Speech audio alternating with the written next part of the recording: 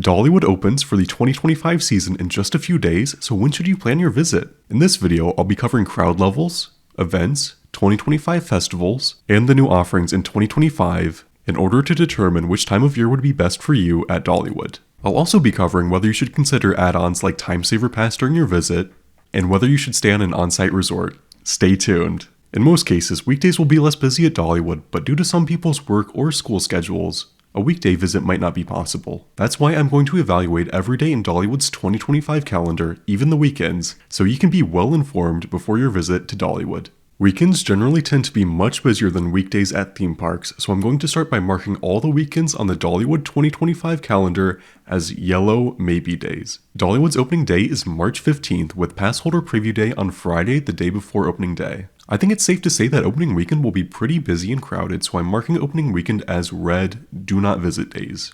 The week after opening weekend, March 17th through 21st, is spring break for most schools and universities in Tennessee. Again, I expect this week, including the weekend, to be very busy at Dollywood due to spring break crowds. I'm marking the week of March 17th, including the weekend, as red do not visit days.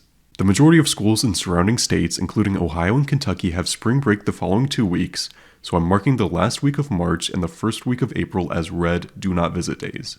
Not every day in March will be packed, but if you're visiting in March, you can definitely expect the park to be crowded.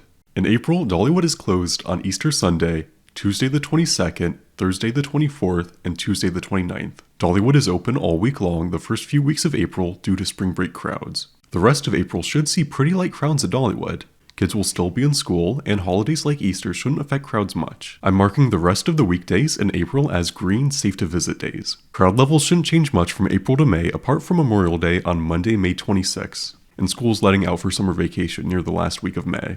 I'll be marking Memorial Day weekend as red do not visit days, the last week of May as yellow maybe days, and the rest of the weekdays in May as green safe to visit days. Now, with kids and college students across the country being out of school and most families planning their summer vacation around this time, crowd levels at Dollywood are going to increase significantly. Summer has peak tourism levels in Pigeon Forge, and the warm weather will be driving more people to the theme park.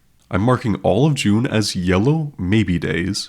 The park will be a lot busier in June, but there aren't any weekends that I think will be busier than the rest. Crowd levels will only continue to rise in July. Many people will have the day off work for Independence Day, and I'm sure that lots of families will want to spend Independence Day weekend at Dollywood. I'm marking the 4th of July weekend as red do not visit days. The rest of July will be very crowded, but there aren't any specific weekdays that I think will be busier than the rest. I'm marking the rest of the weekdays in July as yellow maybe days. Crowd levels will still be quite high in August, but will slowly return to normal levels. Most schools in the area don't start until around the second week of August, so I'll be marking the first 2 weeks of August as yellow maybe days. Dollywood will be closed on Tuesdays and Thursdays during the rest of August, but with kids back in school, crowd levels should be relatively low, although the weather should still be quite pleasant in Tennessee in August. I'm marking the rest of the weekdays in August as green safe to visit days. Monday, September 1st is Labor Day, and most people will be off work or out of school. I expect Dollywood to be quite busy during Labor Day, so I'm marking September 1st as a red do not visit day. Dollywood will be closed the first Tuesday and Thursday of September, but will be open the rest of September. I expect crowd levels to be low in the following weekdays in September. I'm marking the weekdays in September as green safe to visit days. Dollywood can get pretty busy in October. Halloween festivities motivate a lot of guests to visit Dollywood in October. Columbus Day is Monday, October 13th, so I'm marking the weekend of October 13th as red do not visit days, but I'm marking the rest of the weekdays in October as yellow maybe days, due to the increased Halloween crowds. Visiting Dollywood during the winter months is very popular, although the crowds can still be quite manageable. The park gets busy, but many people come to the park to see the Christmas lights, decorations, and food, not just to ride the rides and see the shows. Veterans Day is Tuesday, November 11th, and Thanksgiving is November 27th. Dollywood is closed on Thanksgiving Day, but I'll be marking Veterans Day and the week of Thanksgiving as red do not visit days. The rest of November should be very manageable in terms of crowds at Dollywood. I'm marking the rest of the weekdays in November as green safe to visit days. The first few weeks of December will see very light crowds at Dollywood, although when most schools start winter break around December 20th, crowds will begin to pick up. It's also important to note that Dollywood is closed on Christmas Eve and Christmas Day, although Dollywood is open on New Year's Eve and New Year's Day.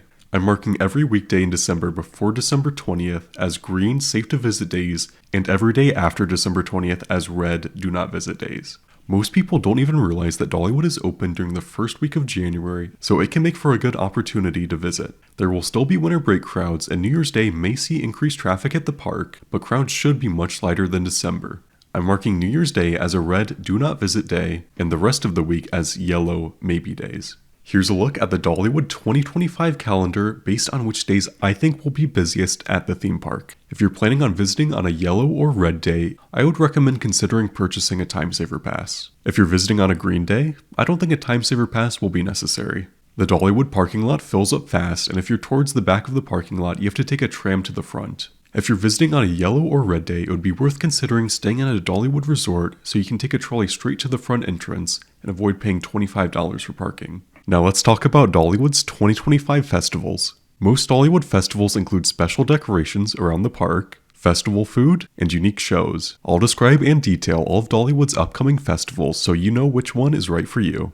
Dollywood's I Will Always Love You Music Festival takes place from March 14th to April 13th. The I Will Always Love You Music Festival celebrates the art of songwriting. During this festival, the park is filled with pink decorations. The festival has some great food offerings and features an award-winning show. Next is the Flower and Food Festival. The Flower and Food Festival takes place from April 18th to June 8th. The Flower and Food Festival features many giant flower sculptures throughout the park along with beautiful springtime decorations. The Flower and Food Festival is my personal favorite festival at Dollywood. The food during this festival can't be beat, and the 500,000 flowers just make the park look so beautiful. Next is Dollywood's Smoky Mountain Summer Celebration. Smoky Mountain Summer Celebration takes place from June 14th to August 3rd.